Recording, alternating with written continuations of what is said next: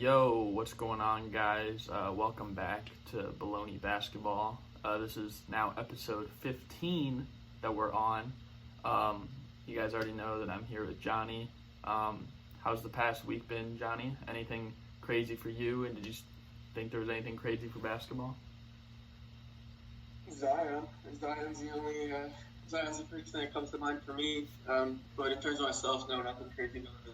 Glad to be back and glad to be talking some ball. Yeah, and I mean, we'll definitely get into Zion a bit later in the show, and I mean, a lot of things really. But I mean, we'll start off with something that's it needs to be kind of addressed. Not really the most comforting thing to see, I guess, but the whole Delonte West issue, where I mean, like there was the video of him like talking to those cops, and basically like people were kind of praying for him because I guess he has like mental illness issues, and the video of him obviously like getting beat up in the streets. Like, what was kind of your takeaway from the whole Delonte West stuff that happened this past week? I hate having to talk about it, but it's something that we just have to, given the severity of it. Being famous doesn't always lead to good things, right? So he had all this fame, got done playing basketball, and who knows what has happened in between his retirement and now to get him to the point where he is. But one thing's clear, he needs some help. And we've already seen his former college coach, Phil Martinelli, for some words of encouragement. We've already seen Jameer Nelson, his former college teammate, do the same, and then LeBron allegedly sent Maverick Carter there to try to get him to LA to get him some help. So it just shows that the NBA is one big family, that they're all trying to get him help. But something must be done because this can't continue. This is not the way anybody should live their life. Yeah, it's definitely like a serious issue, and I feel like a lot of people that like aren't in his shoes per se, like some of them can't really understand it because they just think like, oh, like how did you have so much money and you blew it, like what a loser or something like that. But I mean, it's kind of like a serious matter, and I mean, hopefully he gets the right help that he needs. It's just like unfortunate, but I mean, it's kind of a depressing topic, so we're gonna kind of move on from that. It's kind of depressing for certain people in the Brooklyn organization because we're going to be talking about Kyrie Irving, his teammate issue. So obviously, after a game last week, he said like we need one more piece along with like me, Durant, and he named like a bunch of people but left off like some like Joe Harrison, Jared Allen, and then also like said stuff like if you're not in our locker room, stay the F out. What do you make of Kyrie Irving with the Brooklyn Nets right now, and do you think it could be a problem in the future? It's almost kind of weird to talk about because we were almost getting to the point where we could kind of eliminate that narrative of Kyrie is the issue wherever he goes, kind of like the Jimmy Butler's cancer in the locker room type thing. But somehow, someway, it keeps resurfacing from the injury to now this, him scoring a lot of points, but the team's still losing. So I just don't think it's something that you should call out publicly and leave off players, that type of thing. Like, if you want to do that, that's something that you can go have a talk with management. You don't have to necessarily make it public and call out the players on your team. Because it's not like they've been playing terrible. It's just that they're missing their two best players, and that's kind of what you expect to happen. So I think it was very uncalled for, I guess, is what I'm trying to get to. Yeah, and I mean, it's not like nobody's saying anything like he's necessarily wrong because, I mean, once they get Kevin Durant back, I still don't know if they're necessarily as good as teams like the Bucks or the Clippers or like all those top teams. But so they might need another piece. But the fact that he went into the depth to say, like throw himself out there, and Durant and DeAndre Jordan, Spencer Dinwiddie, Karis LeVert, threw out like 6 names basically, and then left off like a few that have actually been important to this team. Like that's something that's kind of concerning if you're one of those. And then he also, I guess, said something basically where it's like, we're going to need another piece, but that means some of you guys are going to have to go. So, I mean, I don't really know what to make of that. But, I mean, it's very similar to, like, what he was doing with Boston. Yeah, he just kind of can't get over, like, that whole idea of him kind of ruining a locker room. And, yeah. But, yeah, I mean, we'll see. We'll see what this leads to. But it's certainly something that we should follow along closely. Yeah, for sure. Moving on, though. So, later today, as you guys know, this is Thursday that we record these. But later tonight, they're going to be announcing the All-Star starters. And so they'll be out, like, by the time you guys see this. But next week, they're announcing, like, the reserves as well. So, do you have, like, what are kind of your expectations? Like, do you think that the starters for the All-Star game are going to be exactly the same as the voting? And do you think, like, anyone has made, like, any late surges to be an All-Star recently? I need to go back and kind of look at where we're standing in terms of voting, but normally the fans, not that they do a good job, but the big household names are normally having a good season. So guys like LeBron, Luka, Harden, Giannis. So in that sense, they're going to do pretty well with getting the starters correct. But if I recall, there was somebody that didn't appear they were going to make it. I have to pull up the list quickly. But while I do that, how about you? What are you thinking? Well, my thoughts, like, personally, well, I don't think, of the starting five that they voted in, I don't think any of them won't be All-Stars, but, or actually, yeah, I don't know if Kyrie will be an All-Star this year because he's kind of missed a lot of time, but the one thing that I'll say is that Trae Young, I think, will be an All-Star, don't know about necessarily a starter, you know, like, just because his team's, like, literally dead last in the conference. But, I mean, as for, like, late surges to be an All-Star, obviously Ben Simmons has played really well in the absence of Joel Embiid recently. Derrick Rose currently is on, like, 10 straight games of scoring 20 points or more, which is the longest in the league right now. And, I mean, the other one is probably Chris Paul because, I mean, no one thought the Thunder were going to be this good.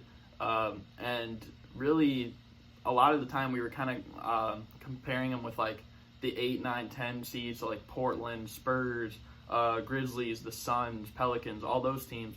But now they're closer in the standings to teams like the Rockets and the Mavericks and Denver. So I think with that being said, like him being such a good leader on that team so far this year, I think he might be in the All-Star game as well. Yeah, I would agree there. And I think that Butler will end up starting over either Siakam or Embiid. I know Siakam and Embiid have both missed some time due to injury, so it'll be interesting to see how that lines up. And then in terms of the backcourt, I don't think either Trae Young or Kyrie will be a starter. I think it'll be something along the lines of Kemba and Ben Simmons.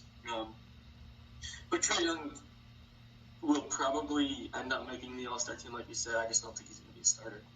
Yeah, it's funny. Like Ben Simmons really kind of made a push because I remember when we did our All-Star predictions a few weeks ago, like.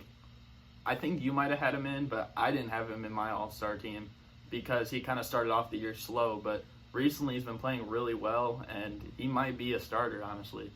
Yeah, I mean, he is averaging 16 points, 8 rebounds, and 8.5 assists with 2 steals and half a block. So I think he's making a big push. Yeah, definitely.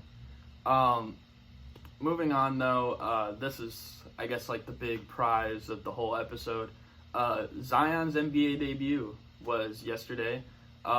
So, I mean, it kind of started off slow, but they were playing him in, like, short spurts as well. But when the fourth quarter came, he went insane. He had, like, 17 points, made 4 threes. Like, I mean, I like how we were talking about who's going to make more threes this year between Zion and Ben Simmons, and it only took him, like, less than 15 minutes to pass Ben Simmons. So, what did you think of Zion's debut, and what do you think of him going forward? I was actually kind of thinking the whole time before it started, I was like, well, let's be patient with him. And in 18 minutes, he scored 22 points and had that insane tear in the fourth quarter. But it'll be interesting to see how he holds up over 32 minutes a game. how his conditioning is. But I was nothing but pleased with how he played in his first game back. I think he's going to be a stud. I think he's just going to be a very good player. Yeah, I think he will also. And I mean, there was obviously some rust. I believe he did have like 5 turnovers, but I mean that's kind of expected when you haven't really played a pro game ever. And I mean you haven't played like any type of like 5-on-5 actual game basketball in like over 3 or 4 months. So I was kind of impressed. I wish he would have ended the game, but I mean I understand them like kind of resting him to make sure he doesn't like get injured on his debut, because that would be like, that's kind of the main concern I feel like for the Pelicans this season, like going forward. But yeah, I thought it was a pretty good performance. I don't know if he'll ever shoot that many threes and go perfect again, at least not this season, but I don't know. It was just like a fun game to watch. Yeah, no doubt. And their number one priority is just making sure that Zion's healthy for next season. Yeah, definitely. But that doesn't do it really for all the best games probably this past week. So obviously Damian Lillard just basically went off against the Golden State Warriors.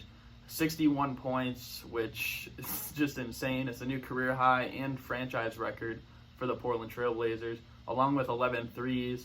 And, I mean, yes, the Warriors have had injuries, but Portland has also had some as well. So they got a crazy game by him, basically just completely took over the fourth in OT. And another good thing for them is that Yusuf Nurkic actually, I guess, took part in practice the other day. So how good do you think they'll be once Nurkic comes back? And do you think Damian Lillard's going to go in the playoff mode, per se, really early? I'll say this. As many injuries as the Blazers have had, it still should not have taken 61 points in a game-tying 3 for Dame and the Blazers to beat them, but they did. So I guess just take the win and move on. In terms of Nurkic, it's kind of hard to tell just because the Blazers just haven't been able to keep everybody healthy at the same time. So we really haven't seen a whole lot of Dame, CJ, Melo, and Whiteside at the same time, and how they made the trade as well. So it'll be interesting to kind of see how they incorporate everybody together, but they can be a good team. I mean, Nurkic is a very good big. It's just going to be interesting to see if him and Whiteside can coexist, or if they're kind of going to do some split minutes, some like 26 for Nurkic, 22 for Whiteside. So we'll see where they go with that. Yeah, I believe for the Blazers, I think the only main piece that's basically out for the season is Rodney Hood. So, I mean, they'll be getting Nurkic back. They'll get Zach Collins back. CJ McCollum will come back. So, if they can make a push, maybe get a 7 or 8 seed, I guarantee you teams like the Clippers or the Lakers or the Nuggets or Jazz, I don't think any of those teams want to play the Portland Trail Blazers if they're fully healthy. And, I mean, who knows? Like, I think a lot of it for how they're going to be in the next few weeks, at least, with these injuries, is kind of like what kind of Trevor Ariza you get. Because, I mean, recently he's been good with the Rockets. He was good that stint last year with the Wizards. But, I mean, when he was with the Suns last year and when he was with the Kings, he was not very effective at all. So, I mean, it kind of is like a 50-50. You don't know which version you're going to get. But, I mean, if he's playing good defense and is able to stretch the floor for them, and be consistent, then I think that they have a good shot at making a run and at least getting back in the playoff picture, which they've been there for the past, 6 years now. Yeah, and, I mean, we'll see, because just getting in the playoffs is the first step, so it's just a matter once you're in there, anything can happen, so at this point, Blazers just got to focus on getting in. Yeah. Moving on, though, another person who actually is returning from injury sometime this season, most likely, and that's Steph Curry. Now, obviously, the Warriors have the worst record in the league right now because of all the injuries, but he's targeting a March 1st return. Do you think that the Warriors, or let me just ask you this, do you think this is a good thing or a bad thing for the Warriors? I don't think it's necessarily a good thing for them, but in order to kind of not lose respect from the league. Curry needs to come back like when he's healthy. Just kind of, we always hate on this load management thing, and if Curry doesn't come back, he'd be on load management for a couple months or whatever, and that just can't happen in the eyes of the NBA. And so this is kind of just a way for them to not lose their it's just a good way for them to keep track of the NBA kind of, and just make sure that they're not trying to just completely betray like what they're doing. Yeah, I'd say it's kind of both, but I'd say it's probably more of a bad thing for the Warriors in a sense, just because right now they have the worst record in the league, so they have the best odds at getting, a top pick like a James Wiseman or LaMelo Ball or Anthony Edwards or whoever they'd be trying to target. And Steph Curry coming back, they're still not going to be good enough to push for the playoffs or anything like that, but they'll most likely put them ahead of teams like the Hawks or the Cavs or the New York Knicks, and it lowers their odds. Now, I guess, obviously the draft lottery has completely changed from recent, years over the past decade, but I don't know if it helps the team in a sense, but it is good for Steph Curry to come back because it kind of makes it show it's not, oh, I'm just injured, it's whatever, we'll take off the rest of the season. So I think it's good for him individually. I don't know too much about the team going forward. Yeah, we'll see kind of what comes of it, but at this point I kind of agree with where you're going, yeah. Yeah, but that's not the only point guard in the league, though, that's injured right now. That was an all-star over the past few years, but this guy has been injured last year. He was injured so far this year, and that's John Wall. And right now, I guess the Wizards are very confident he'll make a full recovery. Now, there's been videos out there of him, warming up before games, him in practice, and he still looks like he has a lot of his speed. And, we know, when John Wall was healthy, he was arguably the fastest player in the league. So, what do you expect from the Wizards once John Wall comes back? Do we think they're still even a playoff team? Because I feel like they lost a bunch of their assets around him and Beal. Yeah, even if they haven't, it's just we haven't seen John Wall play in a competitive basketball game in so long. And it's so hard to even make any predictions on what he's going to bring, right? Because his whole game was built around speed and explosiveness and the ability to jump high and all this other stuff. And with injuries like that, with the injuries that he suffered, there's a big chance that he loses a lot of that explosiveness that he had. And so that's kind of what this whole topic hinges on. And if we don't know what he's going to bring when he comes back, we can't really make any predictions. Yeah, it's tough to predict where he's going to be at. Now, if he makes a full recovery and stuff like that, and he's still working throughout the off season, then who knows? I think we could see a very good John Wall going into next season, but I don't want him to, and I don't expect him to play this year or anything. But even if he did play a few games at the end of the year, I don't want him to think that now, okay, I'm back, so I can do the same thing that he did 2 summers ago. And, he kind of came into the season kind of out of shape and didn't start out being as good of a player as, he had been years prior. And I don't know. I just think it's best if he, keeps working at it in the off season. That's what a lot of these people are doing. Steph Curry, I think, was targeted for 2 or 3 months, and he's taking his time. Yusuf Nurkic, basically the same thing.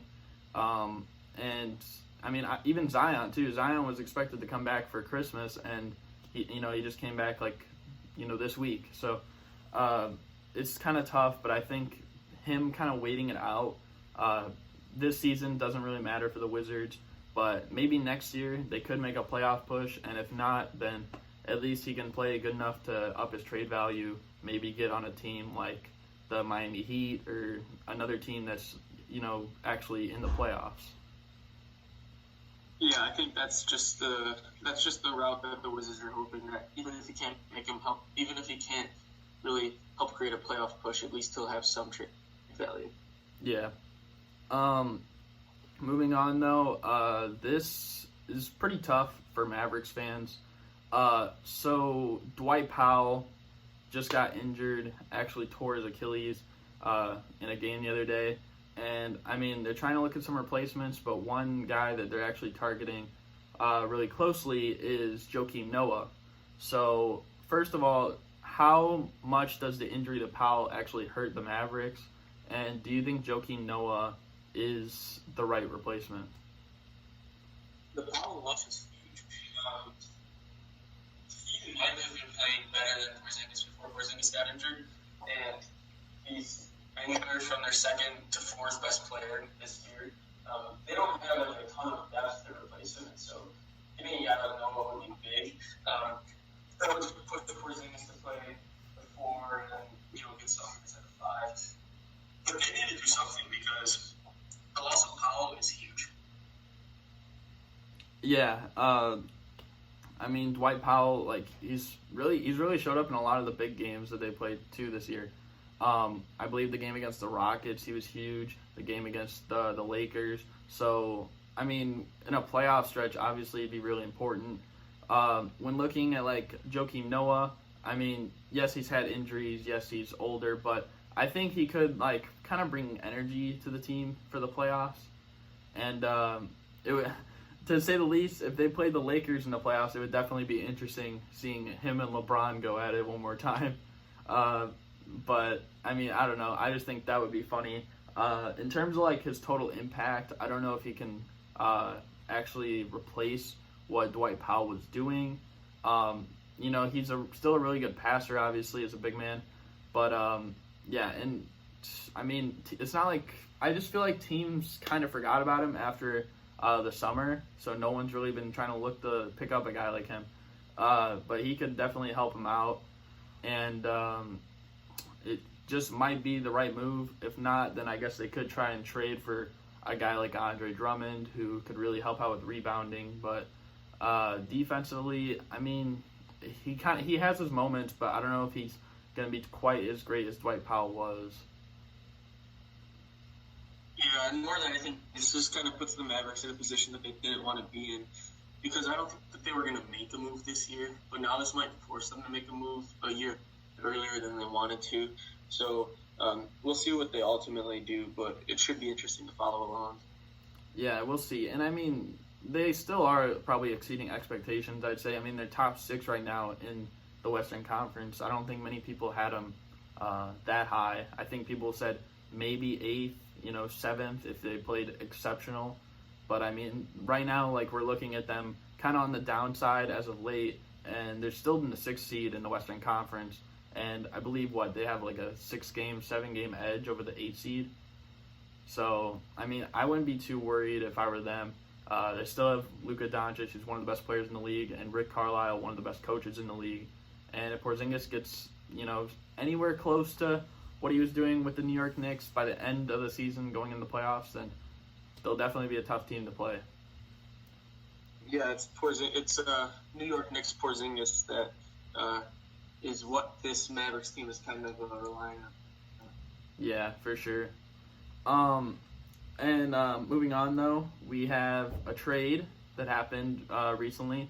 Not the craziest trade, but it does say quite a bit about kind of both teams. So the full trade details were Ken Bazemore and Anthony Tolliver, both going from the Portland Trailblazers to the Sacramento Kings. And the Kings are giving the Blazers Trevor Ariza, Wenyen Gabriel, and then also Caleb Swanigan, who's ironically back in Portland. But so basically, the main parts of the trade, probably Ken Bazemore and Trevor Ariza. What do you think of this trade for both sides? I'm actually really intrigued for Portland because I've always been a fan of Ariza, and I don't know if he's just kind of lost everything he had, or if being in Sacramento has just kind of not been the right position for him. But I think he could give this Portland team a lot of what they need. I think he's a stud. Like, a lot of players want to play with him. He's a 3-and-D guy, so I think he gives them a lot. And it'll be really interesting to see how he fits in with this team. Yeah, I mean, Ariza, like, you do got to look at the fact that he's in year 16 now. So He's one of the most experienced players in the NBA. But I mean, in Sacramento, he was playing with a lot of small forwards. I mean, you had Harrison Barnes and Bogdanovic, who both deserve a lot of minutes. And really the same thing, too, with Phoenix, which was the other team I said he didn't really play that well with. I mean, you had, Josh Jackson, TJ Warren. So it's kind of tough to get, a bunch of minutes when you're dealing with that situation. I think that having Ariza, though, if he does work out, then that's definitely a huge move for the Blazers because, I mean, Anthony Tolliver wasn't really doing much for them this season. And Ken Bazemore, he had his moments. He was good defensively, but offensively sometimes he looked like he was just, worse, making the team worse at points. And maybe Caleb Swanigan, he was not bad in the minutes that he got in Portland. If he can, accept a bigger role and maybe step up while these other big men like Nurkic and Zach Collins are still hurt, then I mean that could also help him for the interior as well. Yeah, for sure. Like I said, it's just going to kind of be something that we follow along with, but I think it's kind of like a win-win for both teams. The Sacramento Cryrie didn't really want to keep Ariza anymore, and Portland just needs to shake it up a little and see if they can find the right mix. Do you think this move, though, for the Kings, says anything about them, still trying to go for the playoffs necessarily? Because, I mean, Anthony Tolliver has been really inconsistent, and Ken Bazemore has been on offense as well. So, I mean, they're right now not having a great season, not as great as last year, of course. So, what do we think for the Sacramento Kings about this? I don't think it really says much about necessarily them wanting to go for the playoffs or not, but Ariza was just, dead weight for the team. He clearly wasn't doing anything to help them, and I think they just kind of figured they might as well cut ties and see if they can get something in return. And I don't know what their whole plan is with Bazemore and Tolliver, but I'm assuming they're going to give him a go for a little. Yeah. And, I mean, the Kings, they have had, injuries this year, so, if they can get healthy, they could also make a run, I guess, at the end of the year, but doesn't really seem that likely with how things are shaking out right now. Right. And now moving on, though, to the daily picks, which is kind of the last segment, as you guys know. So last week, we both, if you remember, we picked the same teams for literally every single matchup. So we both are 4 for 6 so far. And I mean, you guys will know who wins between the Mavericks and Blazers, because it'll be one day later. But we both had the Mavericks beating the Trailblazers in that game. And so moving on to this week. So Friday, now for the Friday game, I didn't actually randomize it. This is the first game that I actually picked myself.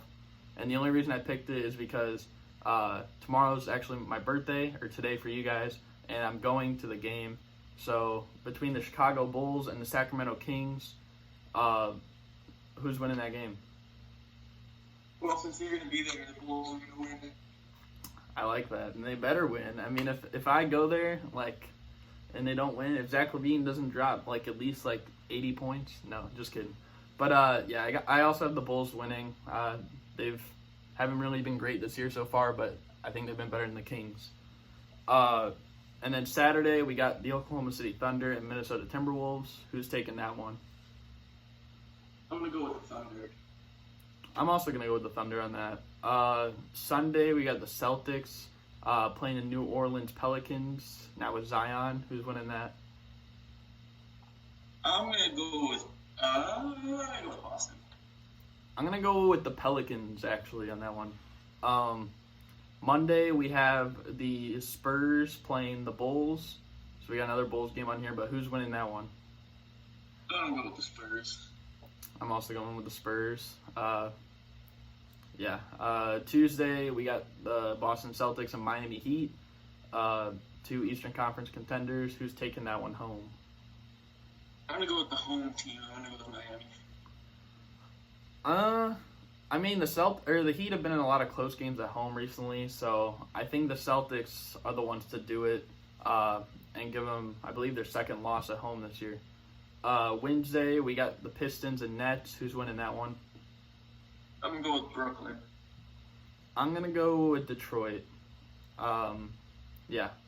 Thursday, though, we got the Warriors and the Celtics. Literally, we have like every Celtics game for the next week, basically. But who's winning this one? Pencil in Boston. Yep, and I'll check my spot right next to you because I'm also taking the Celtics. So that basically does it for all the daily picks and the show. I don't know, do you have anything at the end, Johnny, you wanted to say, or? I guess, kind of like you said earlier, we're going to find out about those All-Stars in the near future. So next episode, we'll kind of be able to discuss that and kind of just keep in tune with the NBA this week and see if anything else interesting happens. But I appreciate all the support. Yeah, and also the trade deadline's coming up too, so we'll have a lot of stuff to talk about. We might just have like a complete trade show, honestly. But I think, yeah, that's basically going to do it. And yeah, that's 15 episodes in the book. We're out. Peace. Peace.